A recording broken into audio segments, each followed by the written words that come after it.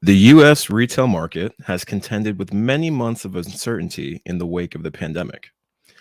Now, with summer approaching and as office occupancies and tourism begin to stabilize, it looks like retail is poised for a major rebound. And what better way to demonstrate this and show that there's activity in the market than by opening new stores? This week, we are talking about our favorite new and upcoming retail experiences right now on everything we know about retail.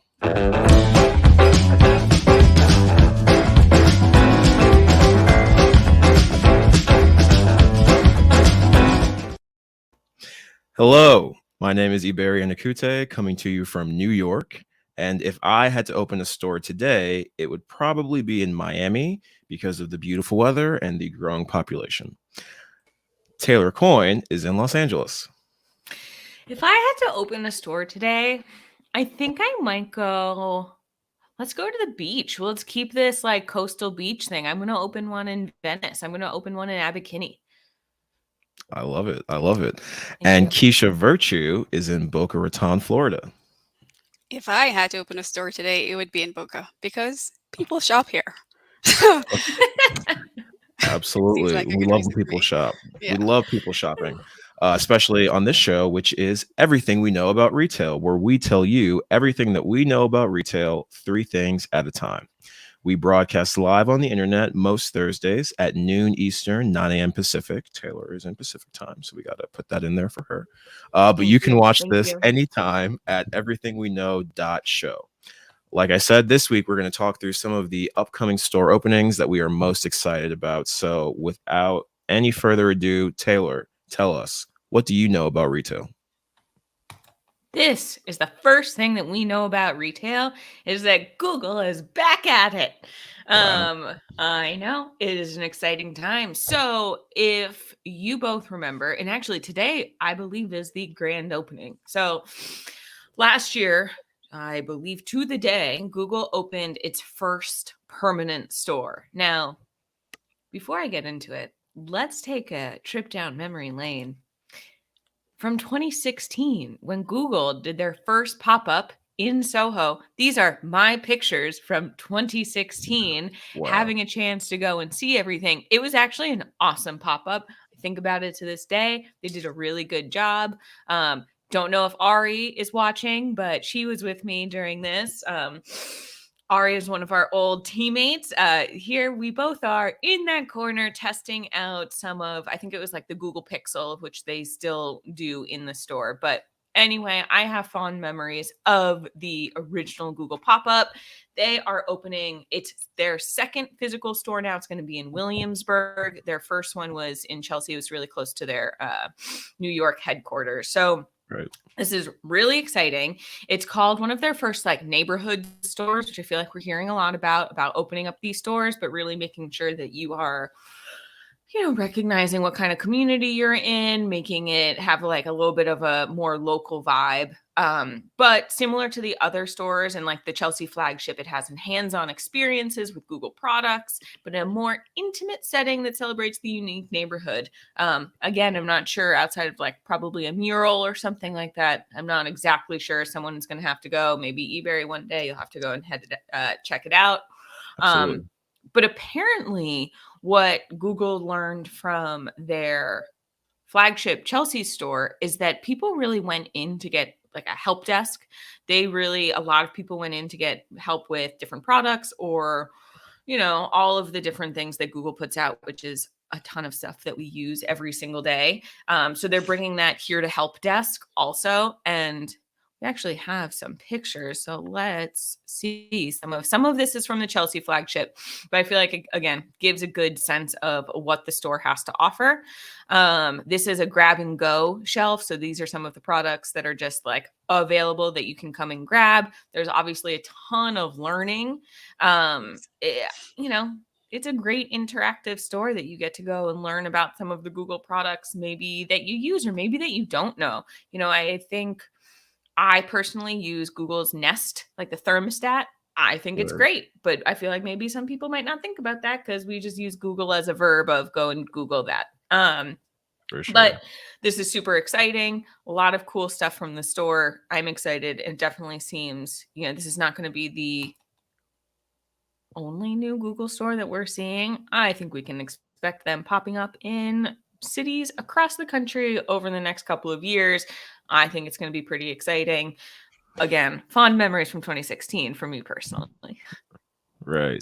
I mean, when you say you think you're going to see it pop up, in cities across the country, do you think it'll be on the same caliber as like Apple stores? And I guess further, like, what do you think makes the Google store different from the Apple store? I think that's a great question. I think maybe not at the scale of how many places that we see Apple stores, because unlike Apple, Google and, its parent company, they don't make most of its money from hardware products like Apple does. So Right. the purpose of the store is actually really different. Apple really is, again, Google's opening stores, so you go and buy their products. But it is different in terms of like how they make their money, because more than 80% of Alphabet's revenue comes from digital ads.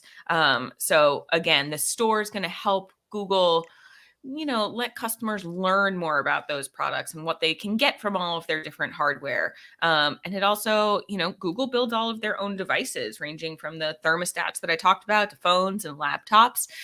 So I think it's more of an educational store. And again, let's see what happens in 5 years on how successful that is of, converting people into Google products more than just, your browser. So I don't know. We'll see, but I'm excited, and I'm glad that they're opening up physical stores after experimenting with the pop-ups. I think that's great. So I'm excited to go to one of those stores. And on the very different path of Google stores, but an exciting thing that I saw, just, kind of thinking, Ebere, as you mentioned, of just like getting back into it. It is exciting seeing stores open. Sure. As a lot of you know, or as both of you know, and whoever's listening, I was recently at Recon with James at ICSC Recon, except sorry, it's not Recon anymore. It was ICSC Vegas. Right. There you go. Something that I didn't realize was as big of a thing as some people do was the buffets in Vegas. Are either of you familiar with how big the all-you-can-eat buffets are in some of these casinos? No. I've never heard anyone talk about them. Me neither, until I saw a line that was so long. And I was like, what in the world is this? And James was like, oh, you don't know about the Vegas buffets, the all-you-can-eat buffets? Apparently, they started back in the day as actually a really affordable way for people who are coming to the casinos to eat. Now, they're much more expensive. I forget what the going rate is for this right now. We're just watching someone's YouTube video of just kind of a quick tour of him going through. Thank you, VegasEliteTV.com, for showing us all of these different food options. But it is huge. It is popular. People come hungry. Yeah. And I feel like we've talked about this, how during the pandemic, I don't think we know, we talked about buffets, maybe like not surviving so much. But Right, look, right. it's back. It's back.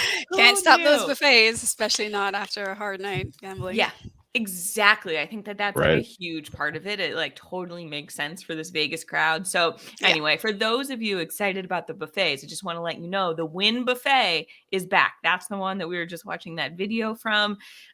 There's just a ton. It was just fascinating. I wish I had more time to go and do it. Not that I'm like a huge buffet all you can eat fan, but for the experience, I would totally do it. So anyway, it's back open and is exciting. Thank God. Yeah. And on that note, Keisha, what exciting things have you seen? Well, here's the second thing I know about retail. Glossier is back in physical stores. So we know, it's exciting news. I mean, everybody knows that Glossier opened 2 permanent locations back early in the 2000 aughts or teens. But they closed in 2020 due to the pandemic, like many other stores. And now they're coming back, and they're coming back better than ever. They have 4 new stores, one in Seattle, LA, London, and wait for it, Miami. I think a lot of things are happening here that weren't happening before. Very exciting. I was really hoping that you were going to say Boca. Sadly, no, not Boca. But they're doing this at the right time because beauty and spa foot traffic has been on the rise for months as people start to get back out there. And now the traffic is like 23.9% above 2019 levels. So definitely people want to get their cosmetic and beauty game back on. So Glossier is known, again, just like you were saying, Taylor, about Google, and they're really catering to the local neighborhoods. Glossier designs its stores to match whatever city they are in.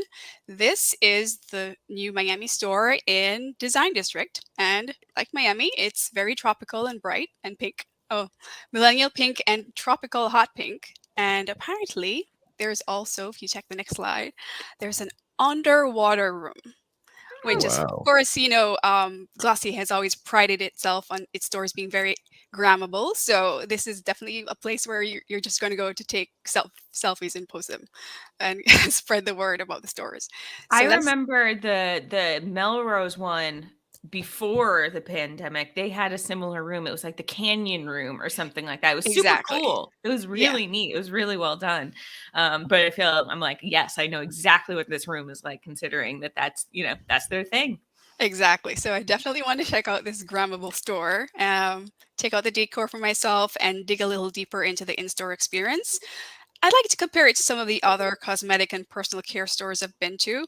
For instance, I'm a fan of Sephora, but I have to say that the pinnacle of my beauty store experience is definitely Aesop. I don't know if any of you have ever been to an Aesop store, but wow.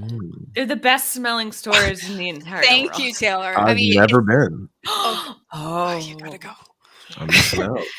Yeah, it's the textbook definition of how, in my opinion, how to do experiential retail properly. It's beautiful architecturally. This is the Dallas North Park store location, which is the one I went to with my husband. I was just so impressed. Dim lighting, you walk in, again, Taylor, the smells, and it's so peaceful. It's so serene. And the sales staff, they just know everything. I mean, we had like a 5-minute conversation with the sales staff about like a shaving bowl and the whole design backstory behind it, which is incredible. And of course, they let you test the products, these really beautiful marble sinks, and the tea. I don't know if you've had the tea, but it's magical. It's magic tea. So I highly recommend going to Aesop and just, really diving into that wonderful experience. So I'm really interested to see how Glossier plays off of my pinnacle store experience. Maybe I'm just a fool, but I've never actually heard that word pronounced out loud, and so in my head I've always read it as Aesop. So to hear you say Aesop, I'm like, yeah, that makes all the more sense. So yes, exactly. Just like the fable teller. There you go. Exactly.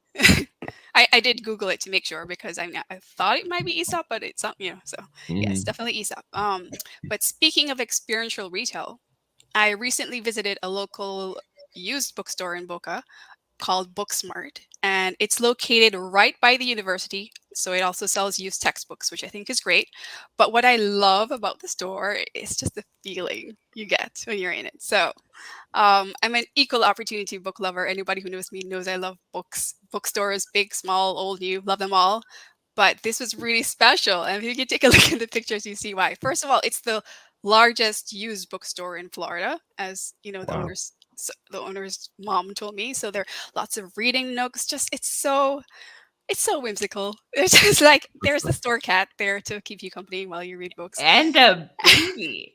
Yeah. Thank you. Yes. The creepy random babies juxtaposed next to secretary desks. I mean, I don't think it gets better than I took that picture myself because I'm like, nobody's going to believe me if I don't take it. I just love it. So I had a 15-minute conversation with the owner's mom. She works at the front, and I bought this $3 copy of Lonesome Dove, and I got to hear how Larry McMurtry, the author of Lonesome Dove, opened a bookstore in his hometown in Texas with over 1 million titles. I mean, it was so it's just this whole awesome conversation and just knowledge about books and the whole backstories behind the authors. It was really, really incredible. And I think like many of us, we think locally owned business is really the cornerstone of our towns and retail in general. And I always get really excited when I see a great example. So that's mine. So, Ebere. Real quick, James is watching live and says every bookstore needs a cat. I think so. I think it's a winning concept for all you cat lovers out there. Yeah. Totally agree. Ebere? And also, I just like that you're chatting with the bookstore's mother. Like I know, that's just such a local store experience. I just think it's the best, honestly. Yeah. And really great to see again another one that really struggled during the pandemic of like this high touch, these local bookstores really struggled, plus also putting on live events during the pandemic. I know like my local bookstore, Romans, still a favorite. There was a huge call to action, so they didn't close because they just couldn't bring in all of that revenue. So it's awesome to see that Booksmart's doing well with its cat and creepy baby. Yeah, they just opened, they had moved from a smaller store location in Boca to a bigger store to accommodate and all the books. And apparently they still can't get all the books to fit in that they have. Wow. So it's pretty great. That's awesome. Ebere, what do you know about retail? Well, here's the third thing we know about retail, which is that luxury tenants are loving the Gold Coast in Chicago. Right. So I feel like we've been talking about luxury tenants a lot. They've definitely been very active over the past 2 years. And we've actually seen a lot of luxury store openings here in New York. Right. So just to show you this chart really quickly, this is all of the luxury openings that we saw in 2021. There have been a couple in 2022 that aren't on this chart yet, but we can see from here that they've been very, very active. Right. Kiton went to the Plaza District. We've seen F.P. Journe and John Barbados go to Soho along with Cartier, Bottega Veneta, some very, buzzy, top of the line luxury names, Gucci, Valentino, Chanel. So we've seen that these tenants are very active and they're definitely in expansion mode, and they're planning new stores all across the world. So a couple of them, or 3 of them, I should say, have actually found a home in Chicago's Gold Coast, right? We know that the Gold Coast is one of the luxury or one of the prime urban corridors in Chicago, right? And sort of a micro trend that we've identified is, especially within Chicago, these tenants opting for the Gold Coast now as opposed to Michigan Ave, which is where a lot of them might have gone before. Obviously, Michigan Ave is a major tourist destination in Chicago, a lot of foot traffic, a lot of people on the street. And so as a result, during the pandemic, because of shutdowns, because of decreases in international tourism, decreases in office populations, that part of the city has struggled a little bit more than some of the other areas. So for that reason, a lot of these new tenants are looking to open stores on the Gold Coast. So one of them is Kasubi. I don't know if either of you have ever heard of Kasubi, Taylor or Keisha? No? Have not. Neither had I, but I'd actually that's not true. I'd seen one of their shirts in the Nordstrom near me maybe 2 weeks ago, and I loved it, right? But because it's luxury, it was a little bit outside of my price range for a shirt, right? I said, could I buy this? Maybe. Should I? Probably not. That would not be the fiscally sound thing to do, is to get, a $300-$400 shirt, right? But it looks really nice. So that's what I always struggle. It's the shirts. It's like the t-shirts. I'm like, do you know how easily I get a hole in my t-shirt? It's just, I can't. Right. Although I'll say, if I buy a shirt that is over like $50, that is my impetus to make sure that I wash it correctly and actually pay attention to the notes on the tag, right? As far as like tumble dry on low, light iron if needed. Like for other shirts, I'm just like, whatever, get clean. For those shirts, I'm like, do I need to dry clean this? If not, I'm going to make sure I take care of it properly, because I need to make sure it's not fast fashion, right? I'm trying to use this over and over again. So Kasubi is a luxury retailer out of Australia, right? So they do a lot of, I think they're really into streetwear. They have a lot of high price denim, like I said, really cool shirts with a lot of graphics and really, I'd say, interesting and vibrant prints that aren't too loud, which is, an interesting balance to walk. And they are planning their 4th U.S. store in Chicago on the Gold Coast. So they are definitely in expansion mode. Like I said, they're from Australia, but they're actually recently announced a new location in Miami's design district as well. So they're opening, 2 in the US at the same time. Definitely shows just how active they are and how much they're looking to capitalize off of some of the gains that they made throughout the past 2 years. So yeah, this is a picture of the Kasubi store in Los Angeles. Obviously, we can't get a picture of the Chicago store because it's not open yet, but just an idea of what it looks like. I definitely can imagine its influence, from Australia, influenced by that side of the world as far as like the Asian influences and Pacific Islands, things like that. So very cool brand. You all need to make sure that you're aware of and that you're staying on top of. As for the next one, this is not a new one, but Cartier, right? We know Cartier, very posh luxury jeweler based in Paris. This is a picture right here of their New York store, which they have a flagship, I believe, on Fifth Avenue. It's either on Fifth or Madison. I'm pretty sure it's on Fifth. But they are actually relocating in Chicago from the Michigan Avenue to the Gold Coast. So a perfect example of that sort of trend that we're seeing of the Gold Coast getting a lot more activity. And I honestly think, I think maybe in New York we're seeing a lot of that as well, because foot traffic has been a little bit down on Fifth Avenue, and so as a result, I think we've seen, and you can even see from the graphic I showed before, that whereas the Plaza District would have probably gotten most of these tenants maybe 6 years ago, now Soho and Meatpacking are definitely breaking in and taking a little bit more of that tenant base, especially because of the residential population that's in those areas and is able to support these retailers. So that's a trend that we're seeing across the country, and New York is one example, and here we have Cartier with another example. So like I said, they're relocating to the Gold Coast, and they're going to open there later this year. I can imagine the store is going to be super, so a place that I'm afraid to walk into because I'm afraid I might knock something over, right? I feel like in those places, I just flash back to being a child with my mom shopping and having to keep my arms glued to my side for fear of like accidentally elbowing something that cost way too much. So it's also a place like if I were drinking coffee or something, I'd be like, all right, I gotta chug this really hot coffee before I can go inside. Like I can't bring the drink because like for the first time, like it will never I've never tripped and fallen walking into a store, but like that's what would happen when you walk into Cartier. Yeah, you've never tripped and fallen yet, but something about the energy in that store, I'm sure, would make the best of us get a little skittish, whatever the word is. But so that's Cartier, and then the last one I'll show is Goyard. So this is a picture of their flagship in Paris. Goyard is a Parisian luxury goods maker. They're actually a really fascinating brand because I think they have a very iconic sort of lattice logo that I'm sure if I showed you a picture of it, you would recognize that sort of geometric pattern that they have on most of their on their bags or scarves, other things like that. But from the research that I've done and from what I've heard about them, they're a very low key brand. They don't do a lot of publicity. It's really unclear who the owners are, who the creative director is. They purposely sort of keep things close to their chest, and it's more of like a if you know sort of thing, right? Which I think if anything only makes the sort of allure of the brand that much greater.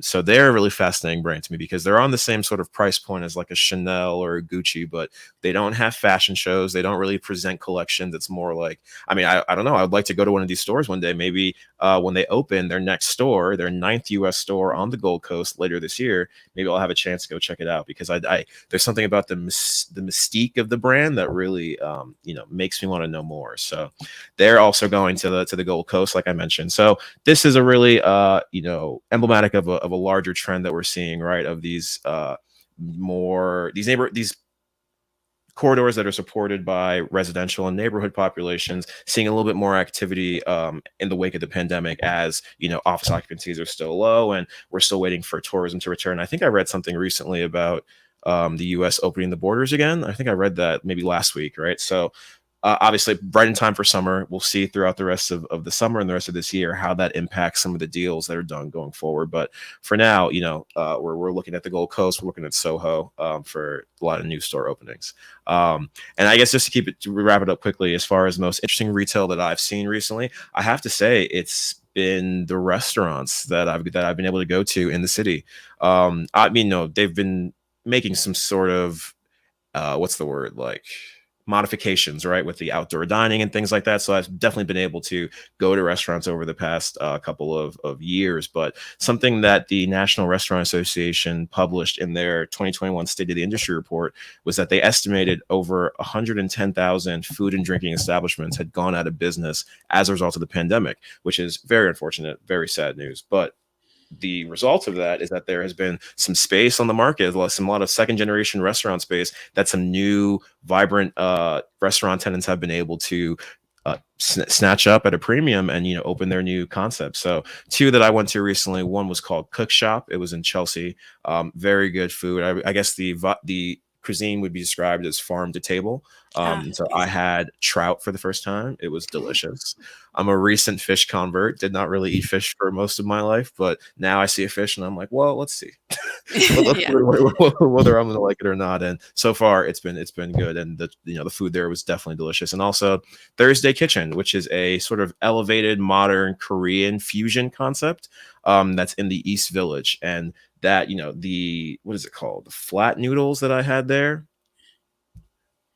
Mind blowing. It really changed the trajectory of my week when I went there because of how delicious they were. So I have to say that's what I've been really excited about as far as recent retail openings has been all the restaurants that are coming back, and everywhere is booked up. You can't walk in anywhere. You got to have reservations days in advance, and so it really does feel like we're getting ever so close back to that sort of pre-pandemic normalcy. Isn't that so refreshing? I just feel like things were really, and again, I know we're not back to normal by any means, but I feel like, we talked a lot of depressing stuff about restaurants in the in the past year and a half. And I went out to dinner last night, and thankfully it was a restaurant that survived the pandemic. They really did like a lot of grocery pickup and a lot of big lunch items, but they have dinner. And again, so now it's been probably like 3 years since I've been to this restaurant. Still held up. It was awesome. That's amazing. It was all time in Los Feliz for any Angelinos out there. Oh, still great, still delicious, such a fantastic time. So again, just all of that stuff making me feel good.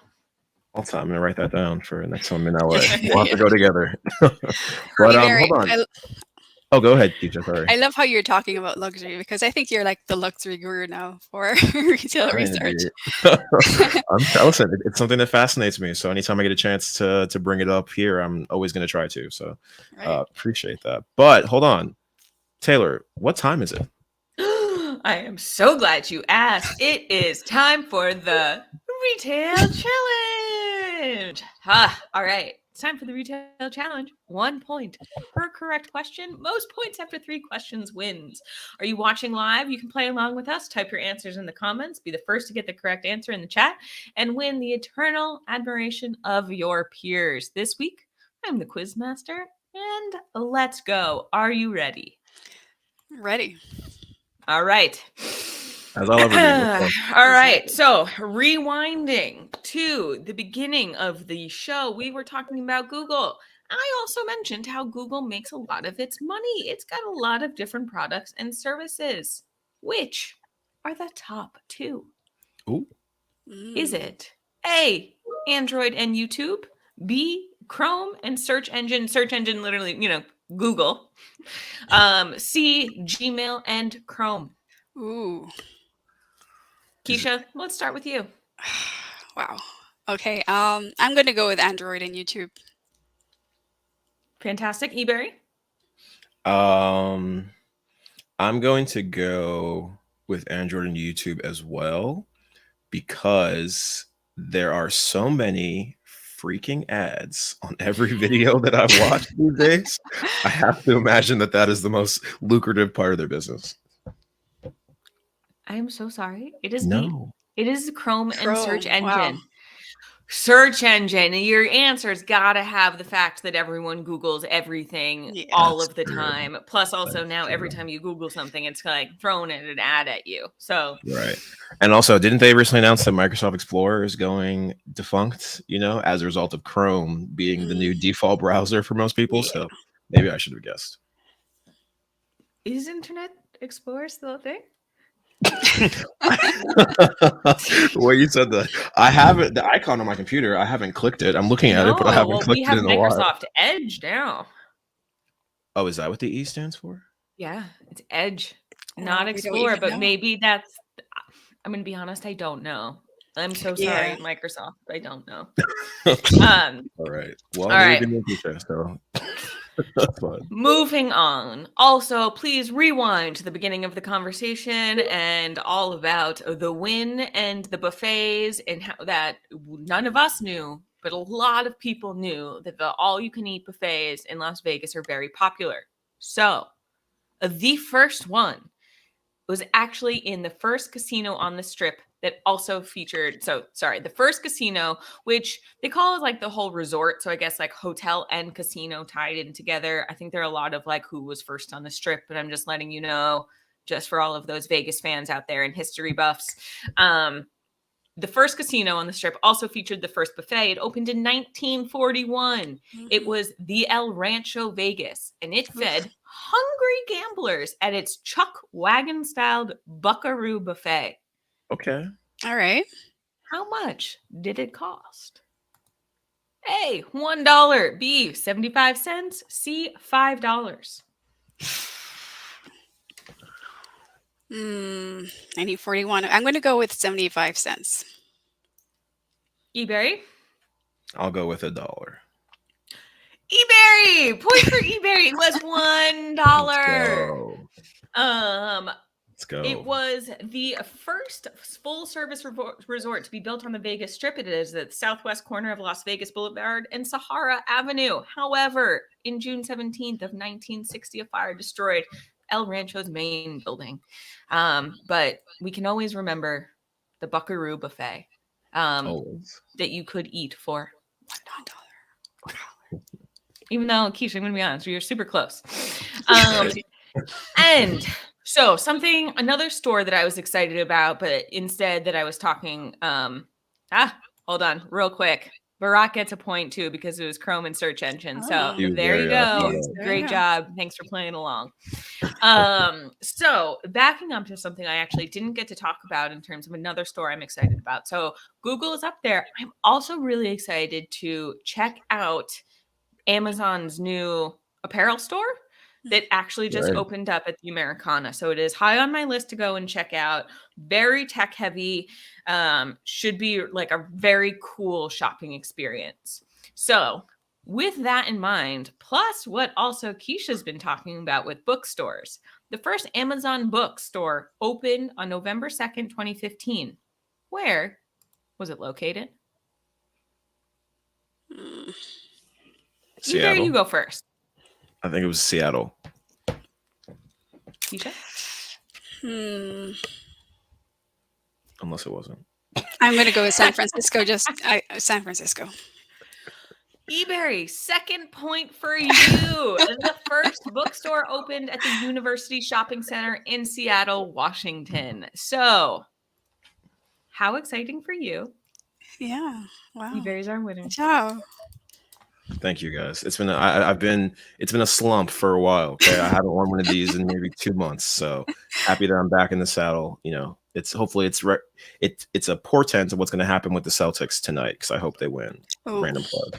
Great. Well, sending you all the winner vibes that you need for you and your Celtics. Thank you so much, Taylor. As for our viewers, we just want to remind you to check out our Where We Buy podcast, where we do in-depth audio interviews, right? This week's episode, actually very timely, as I was just talking about restaurants, is a food and beverage happy hour where James sits down with Emily Durham and Rhonda Diaz Caldway with Food and Beverage Advisory at JOLA, where they discuss all the trends in that space post-pandemic. So you can find that on your favorite podcast app or at wherewebuy.show. You can also hit the subscribe button on YouTube and click on the little bell icon so that you are notified when new shows come out each week. You can also follow the JL retail page on LinkedIn. And also, it's got a ton of other stuff too. We will be back next week. However, for our avid listeners, I will no longer be present on the show. Ebere, Keisha, and James, if you're still watching, I will be tuning in no matter what, but I will no longer be your host. It has been a fantastic run on Everything We Know. You all will be back next Thursday, 9 a.m. Pacific, 12 p.m. Eastern on everythingweknow.show, or as I said, on the JLL Retail LinkedIn page. Taylor, you'll be missed.